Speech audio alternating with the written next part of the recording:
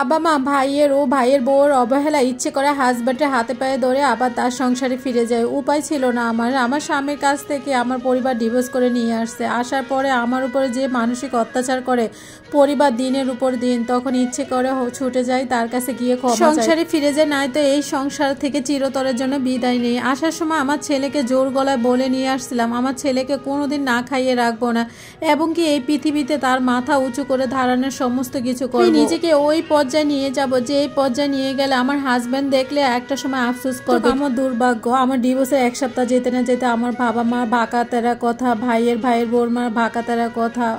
আমার ভাইয়ে আমার সন্তানকে দেখলে খাবার লুকিয়ে রাখে, নিজের সন্তানকে এনে লুকিয়ে লুকিয়ে খাবার খাওয়ানো, এই জিনিসগুলো আমাকে অনেক কষ্ট দেয়। আমার মা, যে মা দুনিয়ার আলো দিয়েছে, যে মা আমাকে বলেছিল এরকম করলে তার কাছে থাকার দরকার নাই, নতুন করে বিয়ে দিব, আমার নাতিনকে নিয়ে তুই চলে আয়, আমার নাতিনকে আমি পালবো, যে মা আমাকে এই কথা বলেছিল সেই মা আমার খাবারের দিকে বাঁকা চোখে তাকায়, আমার সন্তানের খাবারের দিকে দৃষ্টি দেয়, আমাকে অনেক কষ্ট দেয় এই জিনিসগুলো। আমার মা আমাকে বলেছে যে অত্যাচার নাকি সব নারী সহ্য করে। তখন আমার মাকে বলেছিলাম মা ডিভোর্স না করিয়ে অন্য কোনো উপায় নেই আমার স্বামীকে সাহায্য করার জন্য। আমার মা বলেছিল এই ছেলের কাছে আর সংসার করা লাগবে না, এই ছেলের কাছে আর তোকে দিব না, তোকে অন্য জায়গায় বিয়ে দিব, এই ছেলে কখনো সুখ দিতে পারবে না, শান্তি দিতে পারবে না।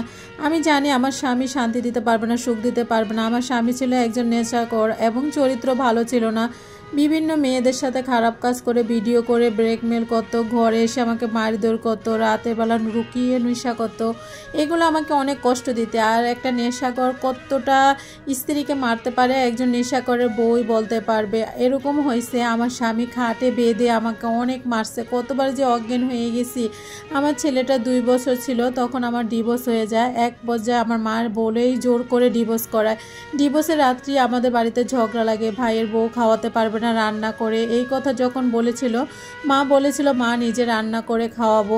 যখন এই কথাটা বলেছিল মনে মনে একটু শান্তি পেয়েছিলাম, কষ্ট লেগেছিল, এত বছরের সংসার ছেড়ে আসছি, আমার সন্তানের ভবিষ্যৎ কি হবে, আমি কোথায় যাব, কার সাহায্য নিব, এগুলো ভাবতে ভাবতে আমার চোখের পানি বন্ধ হয় না। কে খাওয়াবে কে খাওয়াবে না, নিজের পরিবারের ঝামেলা হয়ে গেছে। শাশুড়ি বলেছিল সন্তানের দিকে তাকিয়ে থেকে যাইতে, আসলে কিভাবে থেকে যাব, আমার মায়ও নিয়ে আসলো এটা সেটা বলে। তারপরে যাই হোক, এখন আমার 4 ভাইয়ের বউ, কেউ আমাকে খাওয়াতে চায় না, সবাই আমার দিকে বাঁকা চোখে তাকায়, সন্তানকে অনেক কঠোর কথা শোনায়। 2 মাসে বাবার বাড়িতে অধৈর্যশীল হয়ে পড়েছে, এখন কি করব, কোথায় যাব কিছুই বুঝতে পারতেছি না। অনেক কষ্ট করে এখানে থাকতেছে, আর সহ্য হচ্ছে না। মনে হয় নিশাকর স্বামীর হাতে থাকতাম, ওইখানেই অনেক বেশি ভালো থাকতাম, ভাত তো খেয়ে বেঁচেছিলাম, এরকম মনে হয়েছে। তার কাছে আমার কোনো ভবিষ্যৎ নাই। আমার মায়ের কাছে ছেলেকে রেখে আমি একজন আত্মীয়র মাধ্যমে তার কাছে চাকরি নিয়েছি। এখানে আমি ইন্টার পাস হওয়াতে ভালো একটা চাকরি করি, আমি এখন বর্তমানে ভালো একটা স্যালারি পাই, আমি খাওয়া খরচ, সন্তানকে বাবা মার জন্য কিছু টাকা দিতে পারি। আমি জানি আমার সন্তান বাবা হারা মা হারা সব কিছু, তো ওইকে আমি কি দিয়ে বুঝ দিব। তো আমার জীবনে আর বিয়ে নামক এই জিনিসটা জড়াতে চাই না। আমার জীবনে বুঝে গেছি পুরুষ মানুষ কতটা নিকৃষ্ট হতে পারে। আমার একটা সন্তান আছে, এখন আর মোটেও আমি ভালো পুরুষ পাবো না। তো আসলে কি আমার মা আমার জন্য অনেক কষ্ট পায়, অনেক কান্না করে, কঠোর কথাও বলে, সেটা আমি একদম সহ্য করতে পারি না। হয়তো উনিও ওনার ছেলের বউর কাছে আমাকে নিয়ে অনেক কথা শুনতে হয়, আমি কখনো অবহেলা করবো না, সন্তানের ভবিষ্যৎ গড়ে দেবো। আমার ইচ্ছে আছে 1 বছরের ভিতরে আমার সন্তানকে ঢাকা নিয়ে আসবো, সেই পর্যন্ত আমার স্যালারি বেড়ে যাবে।